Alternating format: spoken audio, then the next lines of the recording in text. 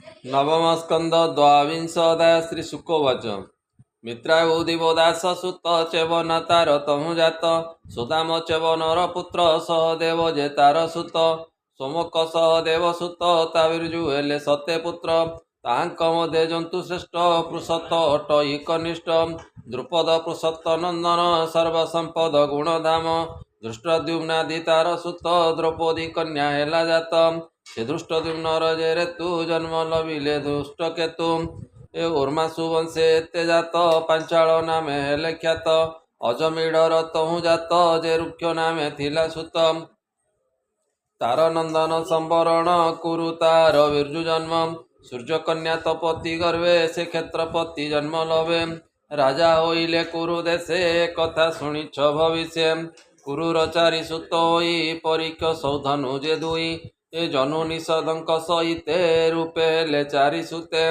ସୁହୋତ୍ର ସୁଧନୁ ନନ୍ଦନ ଚେବନ ତାର ତହୁଁ ଜନ୍ମ ଚେବନ ସୁତ କୃତି ଅଂଶୁ ଜନ୍ମେ ପରିଚୟ ବସୁ ବସୁତନୟ ବୃହଦ୍ରଥ କୁଶାମ୍ବ ଦ୍ୱିତୀୟ ଯେ ପୁତ୍ର ମତ୍ସ୍ୟ ତୃତୀୟ ପୁତ୍ର ହୁଏ ପ୍ରତ୍ୟଗ୍ର ଚତୁର୍ଥ ବୋଲାଏ ଏ ଚୌପଦୀ ଆଦି ବହୁ ଭ୍ରାତ ପରିଚୟ ବସୁପୁତ୍ର ଚେଦି ପ୍ରଭୃତି ତାତ ନଏ ଚେଦି ଦେଶରେ ରାଜା ହୁଏ ଏ କୃଷାଗ୍ର ବୃହଦ୍ରଥ ସୁତ ଋଷଭ ତାର ତହୁଁ ଜାତ ଋଷଭ ପୁତ୍ର ସତ୍ୟହିତ ପୁଷ୍ପବାନ ଯେ ତାର ସୁତ ଯଉଁ ସେ ପୁଷ୍ପବାନ ସୁତ ଏହି ପ୍ରକାରେ ପୁତ୍ର ଜାତ ଏ ବୃହଦ୍ରଥର ଅନ୍ୟ ନାରୀ ଦ୍ୱିଖଣ୍ଡ ସୁତ ଜାତ କରି ଜୀବନ ନାହିଁ ତାର ଦେହେ ଛାଡ଼ି ପାରିବ ସେନେ ନିଶା ପର୍ଯ୍ୟନ୍ତ କୋଳେ ବହି ଶ୍ମଶାନେ ପକାଇଲା ନେଇ ଏମନ୍ତେ ଶୁଣ ନରନାଥ ଜରା ରାକ୍ଷାସୀ ଉପଗତ ଏ କ୍ଷୁଧା ପୀଡ଼ିତେ ଦେଶ ବନେ ବୁଲଇ ଦୁର୍ଗମ ଶ୍ମଶାନେ ସ୍ୱଭାବେ ନର ମାଂସ ଖାଇ ଶ୍ମଶାନେ ମିଳିଲା ସେ ଯାଇ ଆନନ୍ଦେ ବେନି ଖଣ୍ଡ ଧରି କ୍ଷେପନ୍ତେ ବଦନ ବିସ୍ତାରୀ ଦେଖି ବାଳକ ବେନି ଖଣ୍ଡ ତେଜେ ବିରାଜେ ମାରତଣ୍ଡ ବେନି ଫାଳକୁ ଏକ କଲା ସୁମନ୍ତ୍ରେ ଜୀବ ନ୍ୟାସ ଦେଲା ଏ ଡାକ ଇଏ ଜୀବ ଜୀବ ରାବେ ସେ ବେନି ଖଣ୍ଡ ଏକ ଭାଗେ ତକ୍ଷଣେ କୁମର ହୋଇଲା ସୁନ୍ଦରେ ଜଗତ ମୋହିଲା ପୁଣି ସେ ତାର ମୁଖ ଚାହିଁ ବୋଲଇ ମୁଣ୍ଡେ ହସ୍ତ ଦେଇ ଅଜୟ ହୁଅ ନର ଲୋକେ ଅନେକ ରାଜା ଜିଣି ଏକେ ଯେତୋତେ କରିବେନି ଫାଳେ ଖେପିବ ଭୂମି ଅନ୍ତରାଳେ ଖଣ୍ଡେ ଫିଙ୍ଗିବ ଅନ୍ତରାଳେ ଦହିବ ବଡ଼ ବା ଅନଳେ ତେବେ ପୁରିବ କାଳ ତୋର ଏବେ ତୁ ଅଜର ଅମର ଏ ରୂପେ ଅସୁରୀ ସନ୍ଧାନେ ସେ ଜରାସନ୍ଧ ଅନୁପମେ ଅନେକ ରାଜ୍ୟ ଭୋଗ କଲା ଅନ୍ତେ ଭୀମର ହସ୍ତେ ମଲା ତାର କୁମର ସହଦେବ ତାବିର୍ଜେ ସୋମପ ସମ୍ଭବ ଋତୁସ୍ରବା ତାର ବଳା ପରିକିନି ସନ୍ତାନ ଥିଲା ଏ ଜନର ତନୟ ସୁରଥ ତାର ତନୟ ବିଦୁରଥ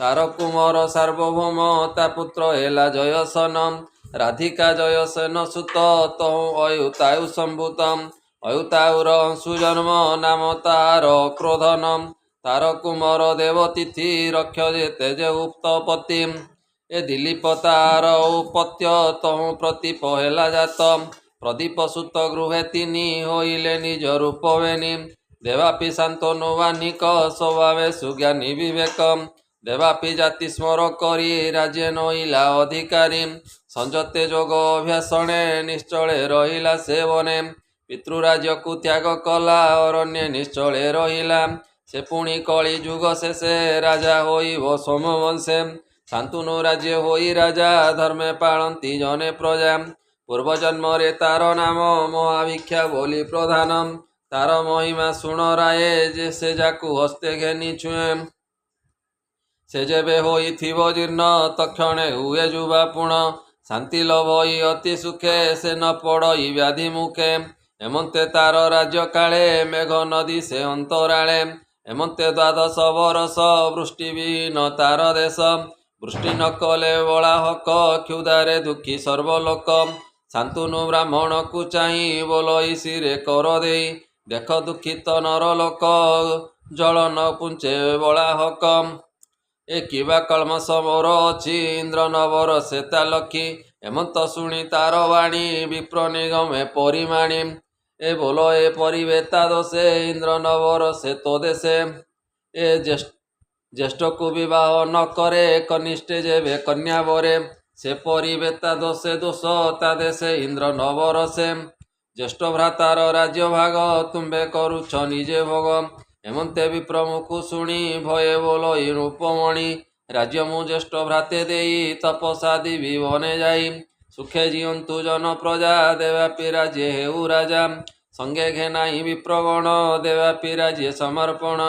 ଶାନ୍ତନୁ ଜ୍ୟେଷ୍ଠ ଭ୍ରାତ ପାଦେ ପଡ଼ି କହିଲା ଶୋକନାଦେ। ସେ ଭ୍ରାତ ରାଜେ ହୁଅ ରାଜା ସୁଖେ ପାଳନ୍ତୁ ଜନ ପ୍ରଜା। ଦେବାପି ତାର ବୋଲ ଶୁଣି କହିଲା ଧର୍ମ ପରିମାଣି।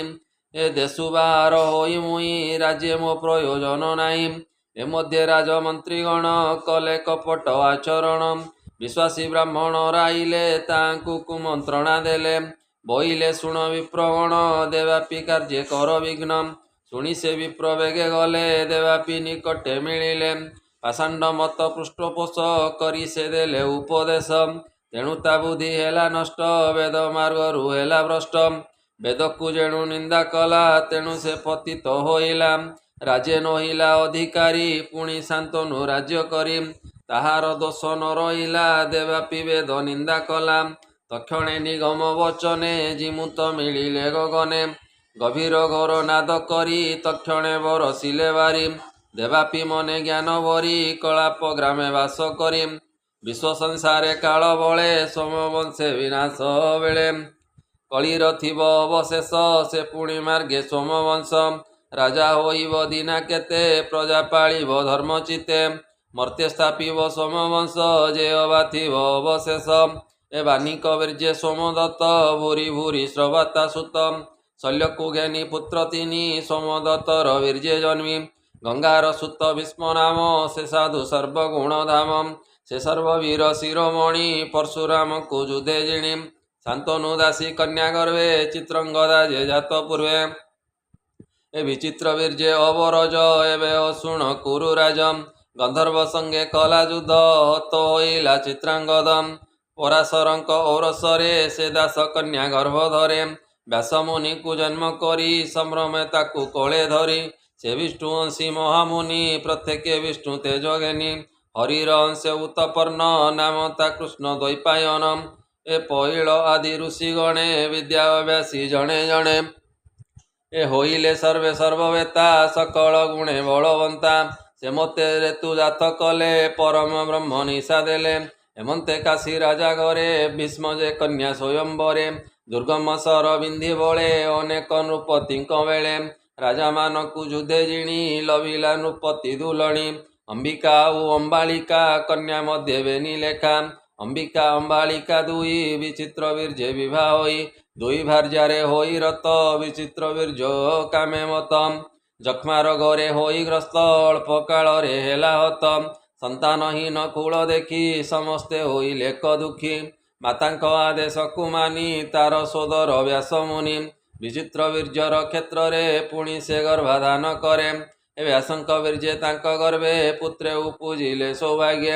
ଜ୍ୟେଷ୍ଠ କୁମର ଧୃଷ୍ଟ ରାଷ୍ଟ୍ର ପଣ୍ଡୁ ଯେ ତାଙ୍କର କନିଷ୍ଠ। ଅମ୍ବୁସା ଉଦରେ ଅନ୍ତର ତା ଗର୍ଭେ ଜନ୍ମିଲେ ବିଦୁର। ଧୃତରାଷ୍ଟ୍ରର ସତେ ପୁତ୍ର ଗାନ୍ଧାରୀ ଗର୍ଭେ ହେଲେ ଜାତ। କନ୍ୟାଏ ଜନ୍ମିଲେ ଉପମା ଦୁଶୀଳା ସେ କନ୍ୟାର ନାମ। ଭାତୃଗଣଙ୍କ ମଧ୍ୟ ଶ୍ରେଷ୍ଠ ସେ ଦୁର୍ଯ୍ୟୋଧନ ଅଟେ ଜ୍ୟେଷ୍ଠ।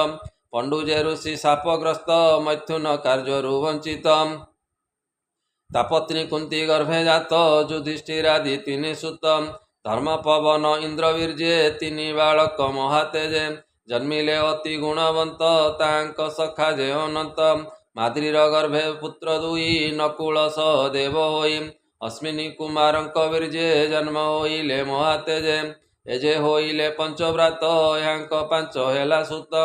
ଦ୍ରୌପଦୀ ଗର୍ଭେ ହେଲେ ଜନ୍ମ ଶୁଣ ଏ ତାଙ୍କର ନାମ।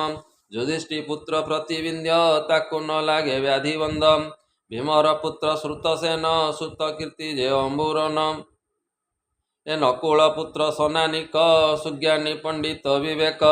ସହଦେବର ତହୁଁ ଜାତ ଶ୍ରୁତକର୍ମା ନାମରେ ଖ୍ୟାତ। ପରବି ଗର୍ଭୁ ଧର୍ମସୁତ ଦେବଳକୁ ସେ କଲେ ଜାତ। ହିଡ଼ିମ୍ବା ଗର୍ଭେ ଭୀମ ବୀର୍ଯ୍ୟେ ଜନ୍ମିଲା ଘଟୋତ୍କୁଚ ତେଜେ। ଏ ପୁଣି ଭୀମର ତହୁଁ ଜାତ କାଳୀ ଗର୍ଭରେ ସର୍ବଗତ। ସହଦେବର ବୀର୍ଯ୍ୟ ଜାତ ବିଜୟା ଗର୍ଭରେ ସୁହୂତ୍ର। କରେଣୁ ମତି ଗର୍ଭେ ହେଲା ନରମିତ୍ର ନକୁଳ ବଳା। ଏ ଉଲ୍ଲୁପି ଗର୍ଭେ ଇରବାନ ଅର୍ଜୁନ ବୀର୍ଯ୍ୟ ହେଲା ଜନ୍ମ। ଏ ମଣି ପରେଶ କନ୍ୟାଟାରେ ପୁଣି ଅର୍ଜୁନର ଅଂଶରେ ବବ୍ରୁବାହନ ଜନମିଲା ପୁତ୍ର କାତ ନୟ ସେ ହେଲା। ଏ ପାର୍ଥ ନନ୍ଦନ ବବ୍ରୁବାନ ସେ ପୁଣି ପରେଶ ନନ୍ଦନ। ସୁଭଦ୍ରା ଗର୍ଭେ ତାର ଜାତ ହୋଇଲା ଅଭିମନ୍ୟୁ ସୁତ। ସେ ମହାବୀର ବାହୁବଳେ ଜିଣନ୍ତା ନାହିଁ ଭୂମଣ୍ଡଳେ। ଏ କୁରୁବଂଶେ ପରିଣାମେ ଦ୍ରୋଣ ନନ୍ଦନ ମହାବାଣେ। ସେ ଶସ୍ତ୍ର ବ୍ରହ୍ମ ଶିରା ନାମେ ତୋ ମାତା ଗର୍ଭେ ଅତି ତମେ। ପେଶିଲା ଅପାଣ୍ଡବା ଅର୍ଥେ ଉତ୍ତରା ଡାକିଲା ତୁରିତେ। ବାଣ ଆସନ୍ତେ ଶୂନ୍ୟ ପଥେ ତୋ ମାତା ଡାକିଲା ଆରତେ। ତକ୍ଷଣେ ବିଷ୍ଣୁ ଗର୍ଭଗତେ ପଶିଲେ ଚକ୍ର ଘେନି ହସ୍ତେ। ଏ ବ୍ରହ୍ମଶରକୁ ଶେଷ କରି ତୋତେ ରଖିଲେ ନରହରି। ଏବେ ହୋ କହୁ ତୋ ଗ୍ରତେ ଯେ ଧର୍ମ ହେବ ଭବିଷ୍ୟତେ। ଏ ଯେ ତୋହର ଚାରି ସୁତେ ଜନମେ ଜୟର ସಮೇତେ। ଶ୍ରୁତସେନ ଯେ ଭୀମସେନ କନିଷ୍ଠ ପୁତ୍ର ଉଗ୍ରସେନ। ଏ ଚାରି ସୁତ ମିଳି ଏକେ ତେଜେ ପ୍ରତାପ ଅତିରେକେ। ବ୍ରାହ୍ମଣ ସାପ ତେଜଗ୍ରସ୍ତେ ତକ୍ଷକ ଭକ୍ଷି ଗଜେ ତୋତେ। ସେ କୋପେ ସର୍ପ ଯଜ୍ଞ କରି ତିନି ଭୁବନୁ ସର୍ପ ମାରି। ପୁଣି କରିବ ଅଶ୍ୱମେଧି ଆଗମ ନିଗମ ସମ୍ପାଦି। ଶପଥ ଦୀପେ ହୋଇ ରାଜା ସୁଖେ ପାଳିବ ଜନ ପ୍ରଜା। ତାର ତନୟ ଶତାନିକ ହୋଇବ ସୁଜ୍ଞାନୀ ବିବେକ। ଯାଜ୍ଞବଲ୍କ୍ୟ ତହୁଁ ବେଦ ପଡ଼ିବ ଯେ ଉପନିଷଦ। ସୋନକ ତହୁଁ ଜ୍ଞାନ କ୍ରିୟା ଶାସ୍ତ୍ର ସାଧିବ ପୁଣ୍ୟ ଦେୟା।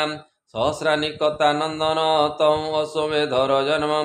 ତହୁଁ ଅସୀମ କୃଷ୍ଣ ଜାତ ନେମି ଚକ୍ର ତାହାର ସୁତ। ହସ୍ତିନାପୁର ନଦୀ ସ୍ରୋତେ କାଳେ ସେ ବିନଷ୍ଟ ହୁଅନ୍ତେ। ସେ ପୁଣି କୌଶାମ୍ବୀ ନଗରେ ବାସ କରିବ ଭବିଷ୍ୟରେ। ଉପୁଜେ ନେମି ଚକ୍ରସୂତ ତାର ସନ୍ତତି ଚିତ୍ରରଥ। ଏ ସୂଚିରଥ ତାର ସନ୍ତାନ ଭବିଷ୍ୟ ହେବ ଉତ୍ତପର୍ଣ୍ଣ। ତାର କୁମର ବୃଷ୍ଟିମାନ ସୁଷେଣ ତାହାର ନନ୍ଦନ। ସୁଷେଣ ସୁତ ମହିପତି ସୁନୀତ ତାହାର ସନ୍ତତି। ନୃଚକ୍ଷୁ ହେବ ତାର ସୁତ ତା ଚହୁଁ ସୁଖୀ ନଳ ଜାତ। ତାର ଅପତ୍ୟ ପରିପ୍ଳବ ପୁତ୍ର ତା ସୁନୟ ହୋଇବ। ମେଧାବୀ ତାହାର ତନୟ ତା ପୁତ୍ର ହେବ ନୃପଞ୍ଜୟ। ଏ ଦୁର୍ବ ତାହାର ହେବ ସୁତ ତା ପୁତ୍ର ନିମି ନାମେ ଖ୍ୟାତ। ତାହାଂସେ ବୃହଦ୍ରଥ ଜନ୍ମ ସୁଧାସ୍ୟ ତାହାଙ୍ଗ ନନ୍ଦନ। ଏ ଶତାନିକ ତାର ନନ୍ଦନ ତାର ତନୟ ଦୁର୍ଦ୍ଧମନ। ମହିନର ତାହାଂସେ ଜନ୍ମି ତାର ସନ୍ତତି ଦଣ୍ଡପାଣି। ନିମି ହୋଇବ ତାର ସୁତ ତାହାଂସେ କ୍ଷମକ ସମ୍ଭୂତ। କ୍ଷମକ ଯାଏ ସୋମବଂଶେ ରହିବେ କଳି ଯୁଗ ଶେଷେ। ଏବେ ଓ ଶୁଣ କୁରୁରାଣ ମଗଧ ବଂଶ ପରିମାଣ। ମାର୍ଜାରୀ ଗର୍ଭୁ ସହଦେବ ତା ତହୁଁ ଜାତ ଶ୍ରୁତ ଶ୍ରବ। ଏ ଜୁତାୟୁ ତାହାର ନନ୍ଦନ ତା ସୁତ ନିରମିତ୍ର ନାମ। ଏ ବୃହସ୍ପେନର କର୍ମଜିତ ସୁନଞ୍ଜୟ ଯେ ତାର ସୁତ। ବିପ୍ର ଯେ ସୁନଞ୍ଜୟ ପୁତ୍ର ସୂଚି ଅଟଇ ତାର ସୁତ। କ୍ଷମ ସୂଚିର ପୁତ୍ର ଜାଣ ସୁବ୍ରତ କ୍ଷମର ନନ୍ଦନ। ଏ ସୁବ୍ରତ ପୁତ୍ର ଧର୍ମସୂତ ସମ ଅଟଇ ତାର ପୁତ୍ର। ସମର ପୁତ୍ର ଦ୍ରୁମସେନ ସୁମତି ତାହାର ନନ୍ଦନ। ସୁବଳ ତା ଠାରୁ ଜନ୍ମିବ ସୁନୀତ ତା ତହୁଁ ସମ୍ଭବ। ସୁନୀତ ପୁତ୍ର ସତ୍ୟଜିତ ସତ୍ୟଜିତର ବିଶ୍ୱଜିତ। ତାଠାରୁ ରିପୁଞ୍ଜୟ ଜନ୍ମ ବୃହଦଥର ବଂଶ ଜାଣ। ଏମାନେ ବୃହଦ୍ରଥ ବଂଶ ଭବିଷ୍ୟ ସହସ୍ରେ ବରଷ। ରାଜା ହୋଇବେ ଜଗତେ ସଂକ୍ଷେପି କହିଲି ମୁଁ ତତେ। କହିଲେ ବିପ୍ର ଜଗନ୍ନାଥ ନବମେ ବଂଶାନୁଚରିତ। ସେ ହରି କଥା ଶୁଣ କର୍ଣ୍ଣେ ସଂସାର ତର ଜ୍ଞାନୀ ଜନେ। ଇତି ଶ୍ରୀମଦ୍ଭାଗବତେ ମହାପୁରାଣେ ପାରମହଂସ୍ୟାଂ ସହିତାୟାଂ 82 ନବମ ସ୍କନ୍ଧେ ବଂଶାନୁଚରିତେ ନାମ 22 ଅଧ୍ୟାୟ। बोल आनंदे कवार हरि हरि बोल।